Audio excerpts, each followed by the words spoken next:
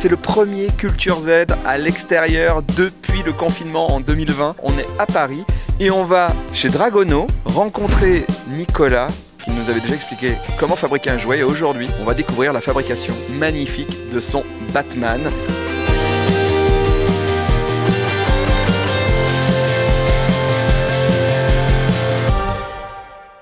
C'est chez toi, Dragono? C'est pas vraiment chez moi, c'est là où est mon atelier avec mes collègues. Donc là, on va rentrer dans mon atelier que j'ai aménagé de façon à t'expliquer le projet. En général, tu fais une pièce. Ouais. Pour toi. J'ai toujours fait des moules quasiment pour tous mes produits, mais je n'allais peu à les dupliquer. Je n'ai pas vendu spécialement avant. Et là, c'était dans l'idée de commencer réellement à travailler et d'en faire réellement son métier finalement. Et puis aussi quitter ce côté un peu enfant égoïste qui n'a que ses jouets que pour lui. Essayer de créer aussi un peu pour les autres finalement. Est-ce qu'un jouet ne devient pas vraiment un jouet quand il est déjà plusieurs? Parce qu'un jouet tout seul, c'est une pièce de collection. Tout à fait, ça peut. Après, c'est toujours pas du jouet ce que je fabrique. Oui. Ça ressemble, mais ça n'en est toujours pas. Tout ce que tu fais est entre la figurine, la statuette de collection et le toys. Le côté collection, effectivement, ça fait partie intégrante. Bien sûr. Surtout à nos âges maintenant, et en achetant beaucoup, inévitablement, ça devient une collection, quoi. Ok, allons-y. Comment il est venu ce Batman dans ta vie?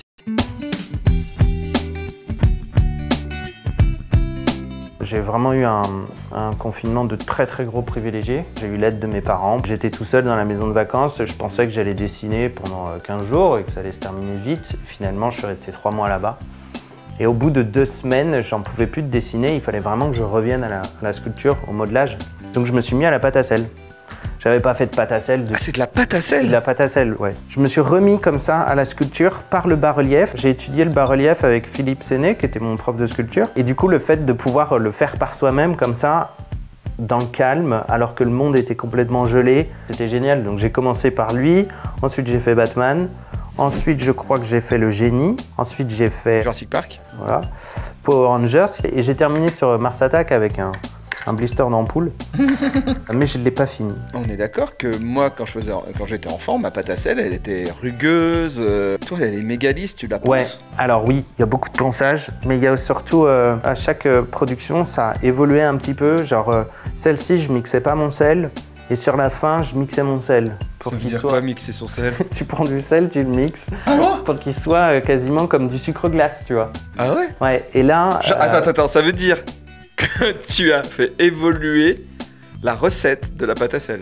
Pour que ce soit plus efficace, ouais, parce que c'était un calvaire de poncer ces énormes grains de sel. Parents qui êtes chez vous, vos enfants pourraient faire ça. S'ils n'arrivent pas à faire ça, c'est que c'est juste des merdes. Et il y a aussi, j'ai découvert les propriétés formidables, mine de rien, de la farine et de la colle à bois. Ton but, au départ, c'est de faire ce Batman en pâte à sel. C'est ça, en fait, c'était de faire une figurine en pâte à sel. Mais je voulais juste faire une petite figurine en pâte à sel, tu vois. Et puis, plus les jours passaient, et plus je me disais, bon, qu'est-ce que je vais faire? Skeletor, je sais pas qui.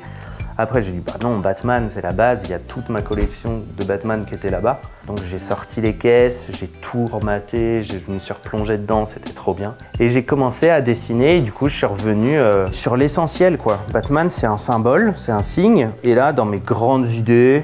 Le nœud pape, Batman. Je voulais réinventer Batman. Et en fait, je m'acharnais à réinventer ce symbole, à trouver un nouveau symbole.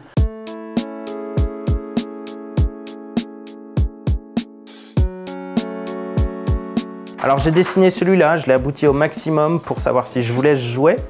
Mais en fait non, ça ressemble encore à du Play School. Et en diguant de ouf comme ça, finalement, en fait, je suis revenu sur l'essentiel. Le premier signe dessiné par Bob Kane en 1939, c'était celui-là. Il n'avait pas les pointes, tu vois. J'ai appris à m'approprier ce signe et puis aussi à l'agencer dans un graphisme qui le rend pertinent finalement. Ah mais du coup, c'est pour ça que ton personnage est anguleux en fait. Tu t'es servi un petit peu de ce logo pour créer ton personnage autour. Ça détermine les angles du personnage. Et puis en fait son design repose sur la contrainte technique de la pâte à sel où je savais que les articulations devaient faire minimum 5 voire 6 mm d'épaisseur parce qu'on est sur de la pâte à sel. Donc c'est très fragile. Ça c'est les tout premiers dessins, je savais que quasiment taille réelle, il fallait que ce soit cette épaisseur-là. Ouais. Donc quand tu as ça, tu as cette information, et bah, tout le reste découle, tu vois. Tu te dis, ok, comment est-ce que je vais pouvoir le designer vis-à-vis de cette contrainte?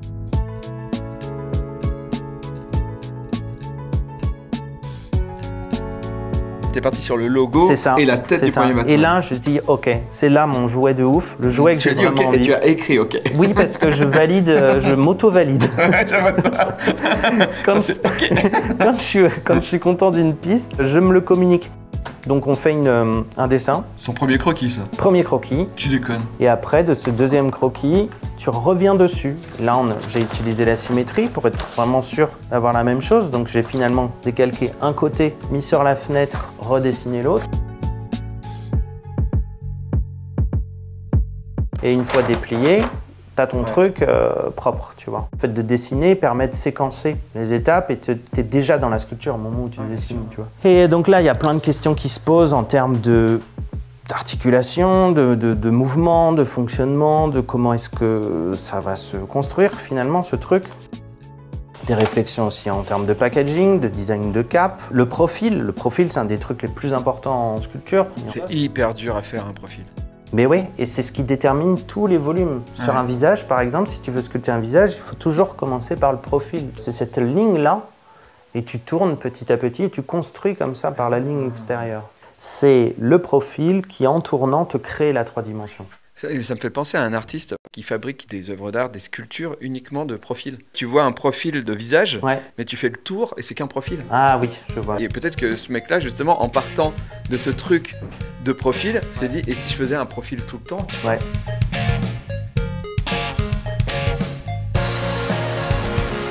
J'en ai dessiné un et après tu découpes pour retrouver l'agencement que tu veux. Donc tu découpes, tu replaces comme une sorte de marionnette. Tu vois tous ces morceaux de papier collés là, il faut pas hésiter, il est découpé de partout. C'est pas la manière de faire qui est important, c'est le résultat, c'est ce que ça communique. Et quand j'étais enfant, quand je ratais un trait, c'était l'enfer, j'arrêtais tout. Mais là en fait on s'en fout. On s'en fout parce que ce qui est le plus important c'est de finir ton profil pour avancer sur l'étape suivante. Mais là, on est sur combien de temps de travail déjà là-dessus? C'est une journée à chaque fois, une journée de réflexion. Là, on doit être à 3-4 jours peut-être de travail, peut-être à peine. Et une fois que du coup mon profil est bon, à savoir celui-ci, et ben là, on fait un turn pour savoir exactement ce qui va se passer. Se sentir apaisé par un dessin qu'on va suivre.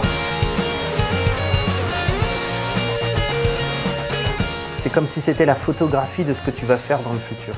Et plus tu te concentres à bien le faire, et plus ton travail va être plus simple par la suite. Tout du moins dans la manière dont je travaille. Après, j'ai utilisé du papier cuisson. Parce que j'avais pas de papier calque? Non, j'avais pas de papier calque. Et le papier cuisson a ses limites, tu vois, il est tout abîmé. Comme la pâte à sel finalement. C'est ça. Et donc là, réflexion sur l'armature. Et alors là, c'est le cerveau qui brûle, quoi. Je fonctionnais qu'avec le garage de mon grand-père, donc avec tout le matos que mon grand-père avait dans son vieux garage. Il n'y a quasiment rien qui a été acheté pour l'occasion. J'empruntais la peinture aux voisins, j'ai tout fabriqué avec ce que je trouvais dans le fourbi, quoi. Une fois que c'est un peu plus clair, l'idée de mettre une autre tête, une tête alternative de Bruce Wayne, il est apparu par la suite. Et puis après, j'ai eu l'idée du coup assez rapidement de mettre les roses pour la mort de ses parents.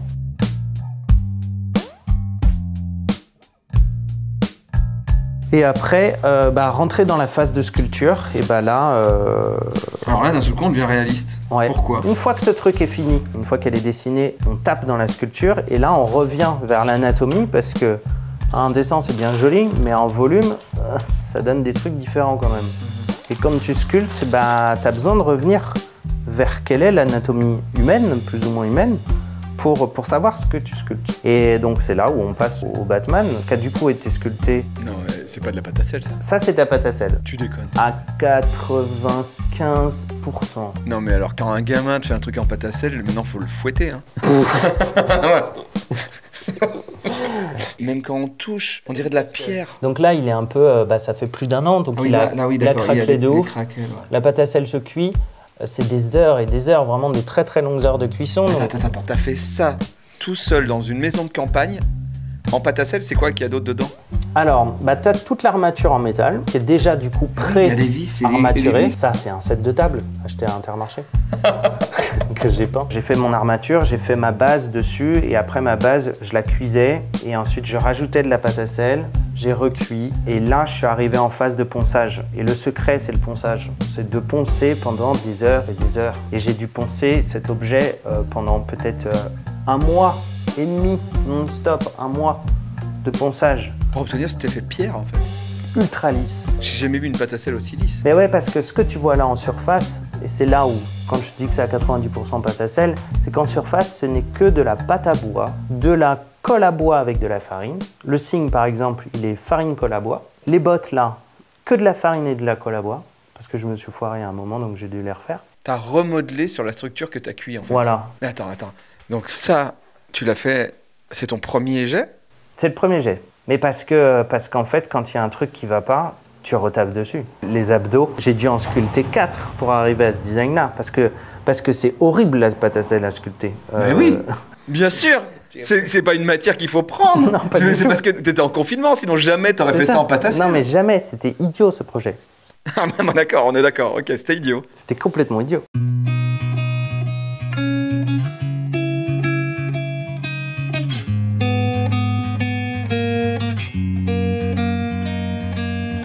Ton confinement, il se passe très bien puisque t'as fait un Batman en pâte à sel qui défonce. Tu pourrais t'arrêter là.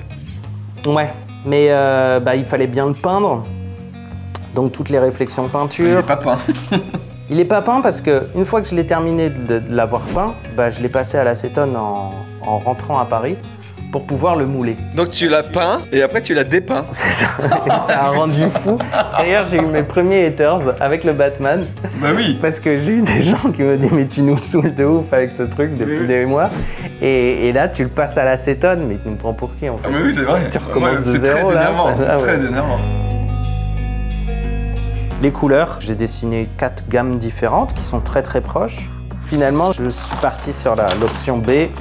Ça, c'était mes couleurs définitives. Mais tu peignais avec quoi? La peinture, il y avait quelques fonds de peau dans le garage de Hyacinthe, mon grand-père. Je suis allé à l'Intermarché, j'ai réussi à trouver du jaune et du rouge en peinture à essence bien hardcore. Et il me manquait du bleu, et là, c'était la catastrophe. Donc j'ai pris mon vélo et je suis allé toquer aux portes pour aller trouver du bleu.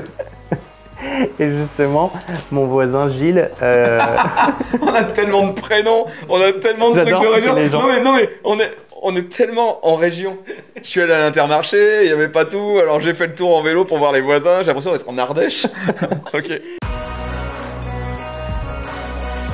Et donc il y avait un très très beau bleu qui avait quand même un pourcentage de noir un peu corsé à l'intérieur, mais bon, je me suis débrouillé avec. Et ça a été aussi une des contraintes. Et donc avec toutes ces couleurs mélangées, j'ai fait cette gamme colorée-là, que j'ai du coup établie en plus grand, de façon à ce que là, je me disais, quand je vais retourner à Paris, je vois que ça marche bien sur Instagram, vas-y, je lance une prod de cet objet. Allô Strasbourg? Oui, c'est bon, on a bien reçu le colis Derive Store, merci beaucoup. Oui, c'est une coupure publicitaire pour vous parler de notre sponsor qui nous a permis de relancer Culture Z. Merci beaucoup à Derive Store. Il nous a envoyé un colis, on va regarder ce qu'il y a à l'intérieur. Derive Store est un magasin qui est rue du Commerce à Vendenheim. C'est juste à côté de Strasbourg, je sais, j'y suis allé. 300 mètres carrés remplis de goodies, avec des goodies vraiment pas chers et des goodies un peu plus chers. Par exemple, là-bas, tu peux trouver une bouteille d'Asti Dragon Ball, voilà. Et tu peux trouver aussi Iron Man taille réelle. Voilà. C'est pour toutes les bourses, spoil. L'Ice-Tea est moins cher que le Iron Man taille réelle. Derive Store, ce n'est pas uniquement une boutique en vrai à côté de Strasbourg, c'est aussi une boutique en ligne et le lien est juste en dessous, vous pouvez aller commander. Oh, il y a des cadeaux! Derive Store va offrir un des cadeaux qu'il y a ici sur sa page Instagram. Donc, quand l'émission est finie, vous allez sur Instagram, vous allez voir, il y a une photo de moi avec le logo Derive Store et dedans, vous mettez un commentaire sous la photo. Vous pourrez peut-être être tiré au sort pour gagner un des trucs qu'il y a dans ce colis. Mais qu'est-ce qu'il y a à l'intérieur de ce colis? Vu que c'est une spéciale Batman, ils ont envoyé plein de trucs Batman. On commence par quoi? Ah, lui, je l'adore, donc on va pas faire tout de suite. Il y a ce Batman, Batman White Battle. Et forcément, c'est un jouet McFarlane. Et McFarlane, niveau finition, ils sont hyper forts. Par exemple, là, je vois qu'il a des orteils. Alors, qu'est-ce que c'est? C'est une boîte à meux, je pense. Le Joker. Ah non. Du parfum, le parfum Joker. Oui, ça sent le Joker. Eh bien, nous avons aussi la version Batman. Le parfum Batman. Oh, une bouteille. La bouteille Batman. Celui-là, je l'adore. C'est le Joker tiré de la série des années 60 de Batman. Moi, je le sors pas de la boîte, quoi. Je le laisse comme ça sur mon mur dans ma collection Batman. Le Joker dans la collection McFarlane. Pas tout à fait le même look. On sent que c'est le même bonhomme, mais avec quelques années de différence quand même. Hein. Là, les détails sont ouf. Hein. Des pops. Si vous allez les voir Derive Store dans leur boutique à Vendenheim, vous verrez qu'ils ont énormément de figurines pop aussi. Il y a un concours sur Instagram, mais Derive Store, il y a un site internet. L'adresse est ici. Il y a aussi un Facebook, un Twitter, enfin vous pouvez le suivre sur tous les réseaux sociaux. C'est le Batman du film des années de Tim Burton, je pense. Ouais, c'est le Batman Tim Burton. Un truc qu'il faut savoir sur Derive Store, c'est que c'est les seuls en France à avoir l'exclusivité Queen Studio.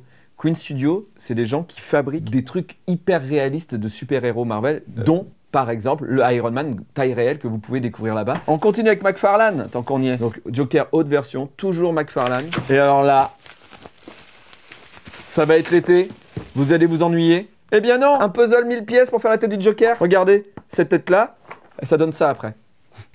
Une lampe Batman qui irait extrêmement bien dans mon décor. Devinette, c'est allumé à droite ou à gauche? Dites-le dans les commentaires. C'est le truc que j'ai vraiment envie de voler dans ce carton. Un projecteur qui appelle Batman pour de vrai chez toi. On va l'essayer. On finira ce unboxing sur le logo Batman sur le mur. D'accord? Et enfin, la plus grosse pièce et la plus belle pièce, je crois, de ce carton, c'est ce Batman. Regardez ça, comment c'est magnifique. 5000 pièces uniquement. C'est la 25e sur 5000. Tantantan. Alfred! Il n'y avait plus d'Ice-T! Ah bah chez Derive Store, ils en ont du Ice-T Dragon Ball. Merci beaucoup à Derive Store d'avoir sponsorisé cette vidéo qui nous permet de continuer à faire du Culture Z et de revenir maintenant, on va revenir on va dire tous les trimestres pour une grosse vidéo docu autour d'artistes qui travaillent le jouet. Voilà, on change un petit peu de direction. J'espère que vous serez là. Maintenant, on regarde ce que ça fait un faisceau Batman sur un mur. Merci beaucoup à Derive Store et juste après, on reprend la vidéo. Oui. Voilà.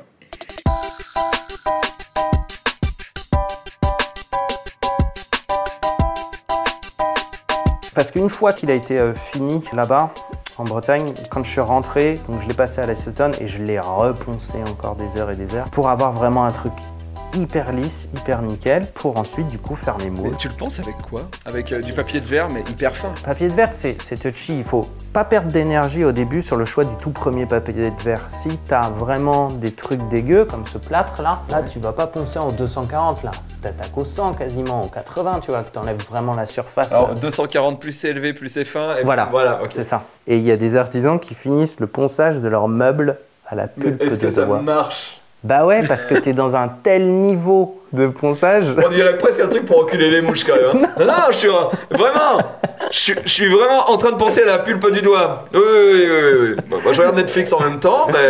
Mais tu vois, ces sculptures au Père-Lachaise notamment, qui sont touchées tout le temps au même endroit. Oui, c'est vrai. Ça brille de ouf, tu vois. Ouais. Bah ça, c'est l'action. C'est penser à la pulpe du doigt. Exactement. Bon alors après, donc t'es à Paris. Tu niques les couleurs, tu perds des followers, qu'est-ce qui se passe? Ouais, et bah je fais du coup le moule. Donc ça, c'est les moules du personnage. Je vais te montrer comment fonctionne la création d'un moule. Donc là, on a la tête de Batman. Ça, par exemple, c'est notre objet qu'on a envie de mouler.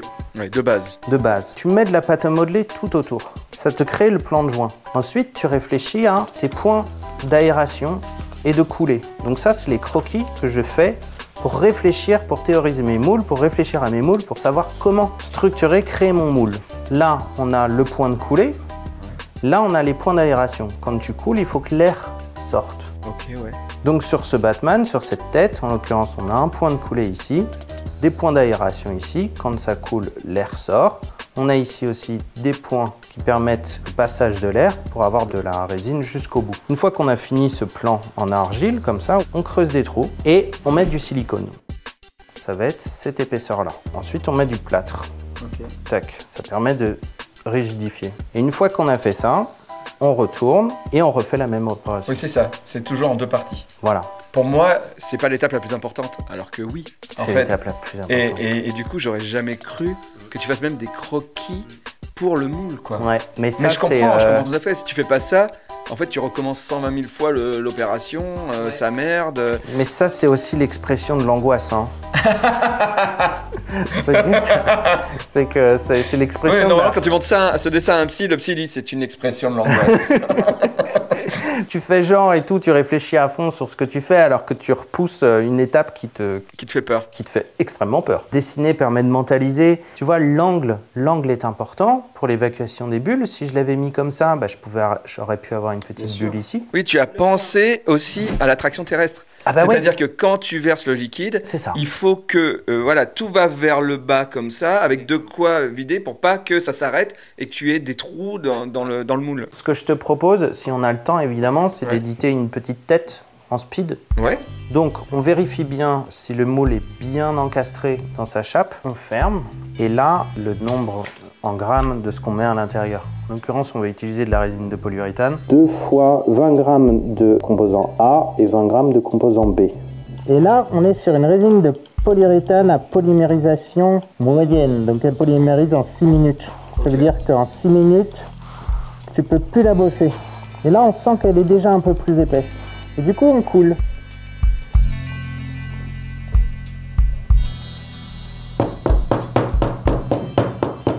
Et ça s'appelle comment comme technique?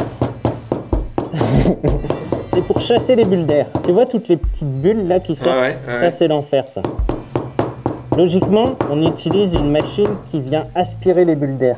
Ah ouais. Donc là, bah, je pense que c'est bon. Mais là, on est obligé d'attendre 5 minutes, là. Alors, en fait, on va continuer de faire notre vie et juste avant de partir, on va la démouler. Ok. Moi, généralement, je démoule au bout de 1h30.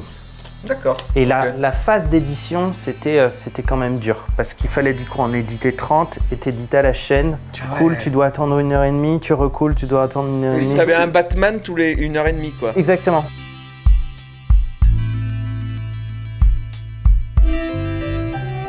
Tout ça qui sort à chaque fois. Mais alors, là, on a une réponse à ces questionnements d'enfants. Pourquoi, sur mes Schtroumpfs ou certains de mes G.I. Joe, il y avait des parties où on voyait des points? C'est les trucs d'air que tu as rajoutés dans les moules qui s'est rempli et donc il faut le couper et le poncer. Exactement. Il y a 2 types de points, les points d'aération.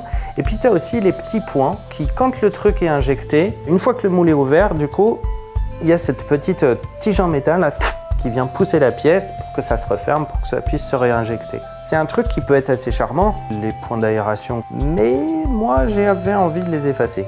Ce que je referai sûrement pas parce que c'est très relou à effacer. Oui, je m'en doute. Ouais. C'est là où le pire commence, quoi, la phase de clinage. Et là, ça a été l'enfer. Là, je dois dire que ça a été l'enfer.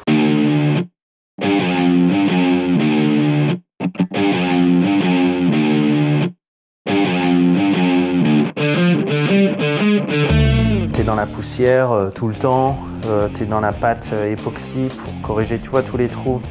Tout ça, tu dois les corriger à la main. Je vous ai édité un bras qui a sa première phase de ponçage. Sa première phase de clinage, elle est suivie par un bombage en gris, ce qui permet de voir tous les défauts. On comble avec de la pâte époxy, on ponce et on rebombe en gris. Et là, deuxième lecture. Et on constate qu'il y a encore des défauts, donc on le refait. Et là, troisième lecture. Donc il y a encore des défauts, donc on le refait. Et on le refait jusqu'à soit ce qu'on devienne fou, soit jusqu'à ce que ça nous convienne. Généralement, c'est une synthèse des deux. Il y a combien de pièces par Batman? Il y a 630 pièces. Ok. Donc c'est 630 x 4. Je suis nul en maths, mais c'est trop. Ça fait 2500 à peu près, un peu plus de 2500. Et ça prend combien de temps, ça? Bah ça, c'était des mois. À ce moment-là, alors que l'objet était même pas terminé, plus de la moitié de la prod sur Insta était déjà vendue, quoi. Donc je savais que je travaillais vraiment pour quelqu'un et je voulais que cette personne, par rapport à l'autre, ne soit pas lésée. Il fallait qu'elle soit toute identique, tu vois, absolument.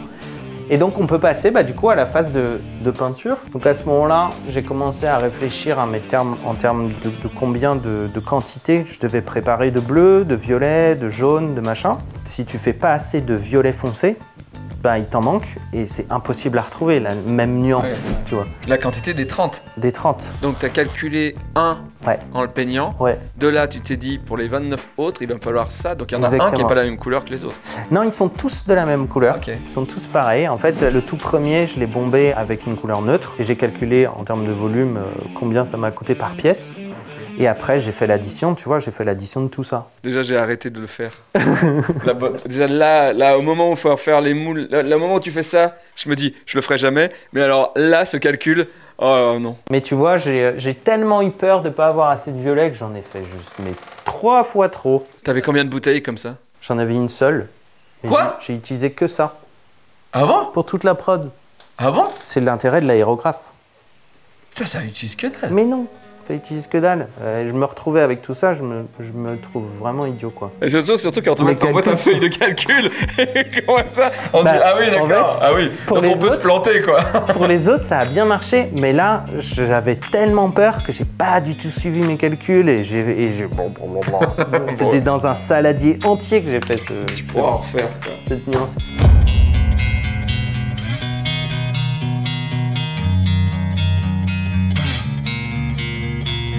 Et donc, j'ai imaginé ce petit système avec un plateau à fromage Ikea et une grille de four. Il y a tous les numéros de série parce que toutes les figurines font partie du coup d'une série. Les bras vont ensemble, Ah les oui, bien jambes sûr, vont bien ensemble. sûr, bien sûr. Donc il fallait vraiment être sûr. Que tu mélanges pas vers la Voilà. fin. Donc la rigueur de rangement, c'était tout aussi intéressant de travailler sur la rigueur du rangement que de travailler sur la pièce en question. À chaque fois que j'en terminais 6 à ce niveau-là, Ouais. je tournais le truc, tu vois, tac tac, je les rajoutais. Et ensuite, je les passais ici pour les faire sécher. En fin de prod, c'était trop marrant, elle était remplie de petits membres, quoi. Et là, bah, ça, c'est aussi s'inspirer des industries en Asie. Quand j'allais en Chine, dans les usines de jouets, dans toutes les usines que j'ai visitées, ils peignaient dans des boîtes en carton, identiques à celle-ci, raccordées à des souffleurs comme ça. Et donc, quand je veux peindre, j'allume mon souffleur et je peins dans ma cabine à peinture comme ça. Le truc qui diffère de l'industrie asiatique, c'est que la plupart du temps, leur aérographe est accroché à un élastique ici. Du coup, ils n'ont jamais à le poser. Ils ne font que le lâcher. Et l'aérographe, il rebondit, il se remet bien et tout. Ils le reprennent comme ça pour garder la cadence. Et l'autre truc qui diffère, c'est que là, il y a de l'eau. Ça permet en fait d'avoir encore moins de poussière. Ah ouais, parce que l'eau, la poussière tombe sur l'eau et reste sur l'eau. Voilà, ça concentre d'accord, le ok, truc. ok. Ça, c'est très pratique, ça.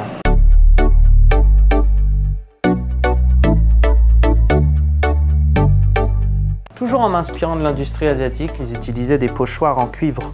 Et ce sont encore des pochoirs en cuivre pour peindre les jouets qui sont utilisés. Comme un cache quoi. Un cache, exactement comme un pochoir. Donc moi j'ai recréé ce système-là, mais en silicone finalement. Ce sont des pochoirs en silicone que tu viens mettre là où tu as besoin de le mettre. En l'occurrence, ça c'était son pochoir de cheveux. Tu vois, je le mets comme ça. Et là, je ne peux peindre que les cheveux. Ça c'est cool, ça c'est fiable ça. Ça j'étais content. Ça va vite. Ça va vite, c'est Mais propre. t'avais le devant des cheveux qui n'était pas fait. Exactement. Moi je l'ai vu sur Instagram. Ouais, donc ça tu le fais à la main. Ouais, d'accord, ok. Une fois que du coup toute la prod est peinte, il y a la réflexion autour du packaging. Et on voit, il y a un dessin déjà quand tu étais en confinement. J'étais hyper content de l'idée. Mais elle était en plastique. Mais c'était pour Transparent. des toys. Ouais. C'était vraiment pour... s'il avait été en plastique, j'aurais fait un truc comme ça. Ouais. Et puis ça aurait été très cohérent vis-à-vis de l'idée de jouet que je voulais Ouais. faire. Mais c'était vraiment pas possible de faire ça pour de la résine parce que ma livraison aurait été, ça aurait été pété. C'est certes plus beau, mais... Enfin, quoique là ton packaging est très très Bah, du joli. coup, je l'ai bossé différemment. Donc, des petits croquis, tu prends les cotes. J'ai commandé des boîtes taille spéciale. Ensuite, j'ai découpé le polystyrène en fonction de la forme adaptée de chaque élément. D'ailleurs, je t'ai préparé un petit signe de Batman. Il me semble que tu avais un jouet quand tu étais enfant. Oui, c'est ça, pyromaquette. Et c'était cet appareil là avec un fil très très fin de métal qui chauffe Ouais. et qui permettait de découper du polystyrène. Ça va vraiment me rappeler mes 8 ans et j'ai 44 ans, donc vraiment. Alors, soit tu suis la ligne extérieure, soit tu suis la ligne intérieure. Ça, c'est comme tu veux. Je dis pas ce C'est que je ça, veux faire, l'impression comme de- ça au moins, je dirais que c'est fait exprès quoi. J'ai l'impression de voir flou. Ça te fait pas cet effet? Ah ouais? Ah ouais. Et j'ai essayé un peu sous. Bah, c'est très dur. Mais ne dis pas ça pendant que je découpe. Mais quel con. Qui fait ça en étant sous? Ah, personne fait. Ah là là là là, le dernier. Ouais. Ouais. Là, on est vraiment sur de la gondole, quoi. Ouais, en fait, il faut aller vite. Faut aller vite, il faut être sûr de son geste. Et puis, au fur et à mesure, en fait, tu prends le tricks, quoi. Et donc, au final, tu as fait cette boîte. Voilà, c'est ça. J'ai bossé, du coup, le graphisme en fonction de la trame, de façon à faire de la sérigraphie. Et donc ça, c'était assez chouette à bosser. Et le petit certificat, et du coup, bah, la figurine finale, quoi.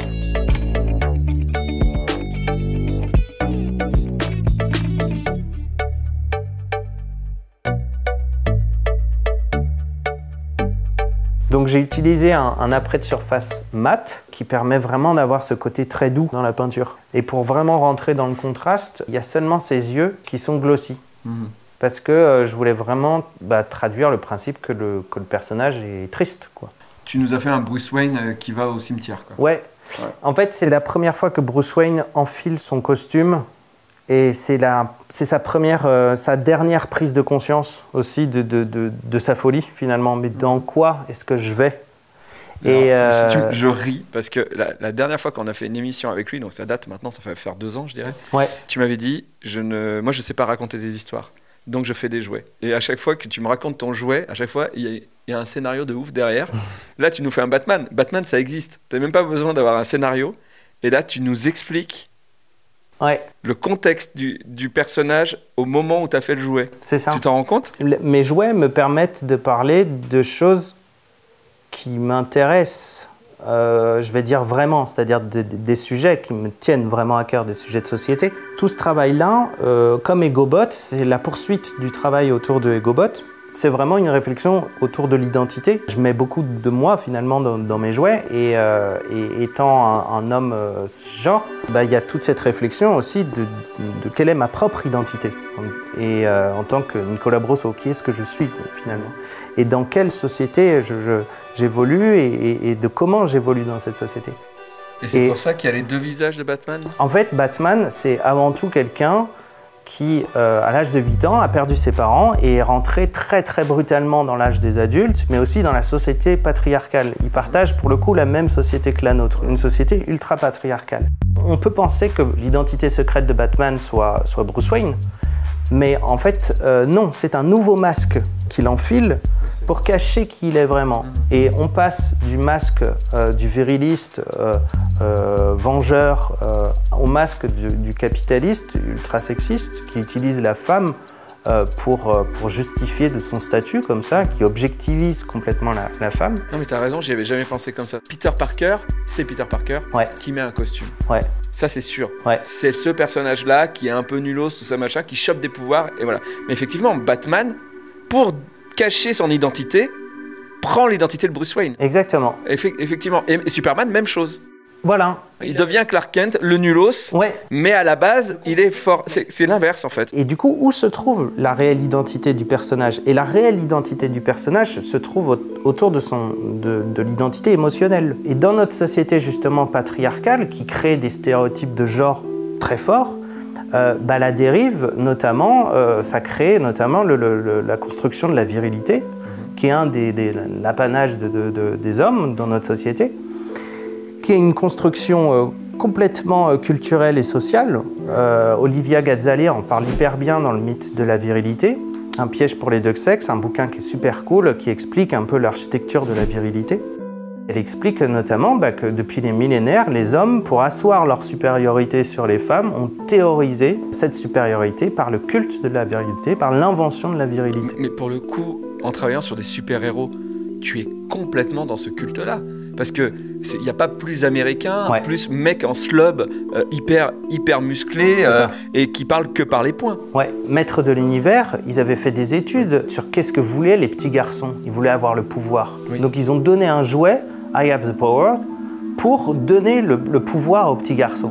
Là, on est dans le patriarcat. J'avais lu un article de Susanna Weiss qui justement parlait de cette construction culturelle de la masculinité qui du coup entraîne beaucoup de conséquences très problématiques comme la misogynie, la perpétuation de la culture du viol, l'homophobie, l'encouragement à la violence, la suppression des émotions qui du coup rend une personne peu enclin à l'empathie, à l'écoute, à l'ouverture qui sont des caractéristiques qui sont plus liées à l'émotion, plus affiliées au féminin.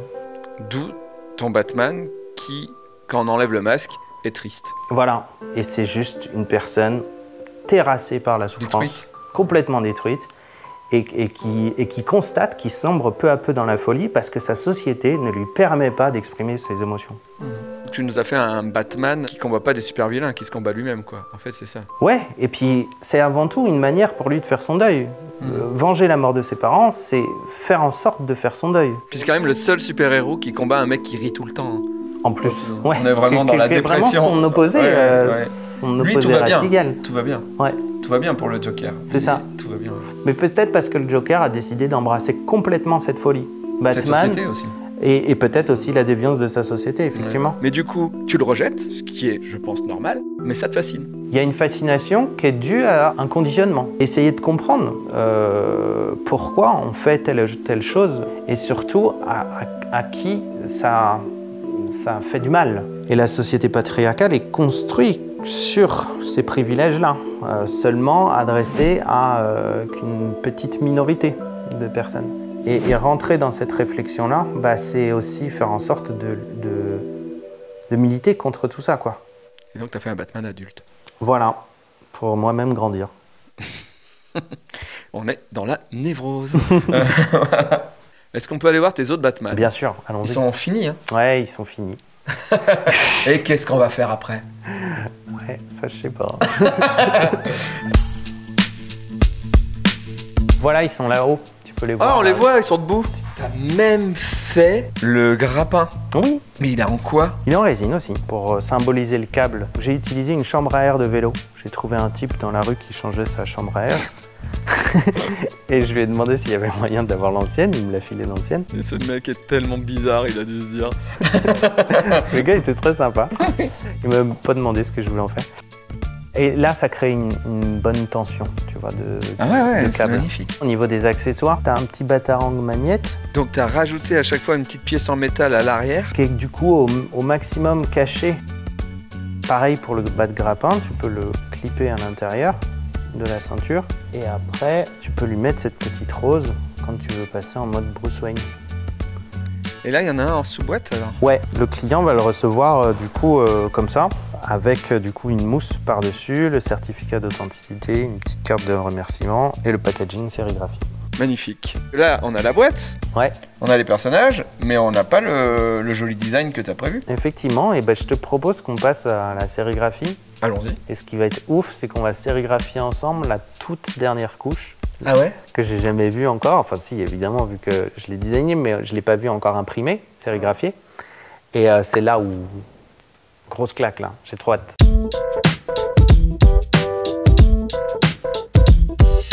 La sérigraphie, c'est des cadres avec une soie tendue dessus, une soie qui laisse passer l'encre. On l'enduit avec une émulsion photosensible qu'on fait sécher. Cette émulsion, une fois qu'elle est sèche, on prend un rhodoïde, donc avec des zones noires et transparentes. On place le rhodoïde, on place l'écran avec l'émulsion photosensible dessus, on ferme, ça crée le vide d'air, on allume les lampes UV et les zones, on va dire transparentes, la lumière va passer à travers, donc va cuire l'émulsion photosensible et ça va figer cette émulsion sur la maille. Une fois qu'on a cuit là-bas, on va passer un petit jet d'eau dessus et toutes les zones qui n'ont pas été cuites vont tomber directement. C'est ce qui va créer ces zones transparentes. Donc l'encre va passer dans les zones transparentes et ne va pas passer dans les zones bleues.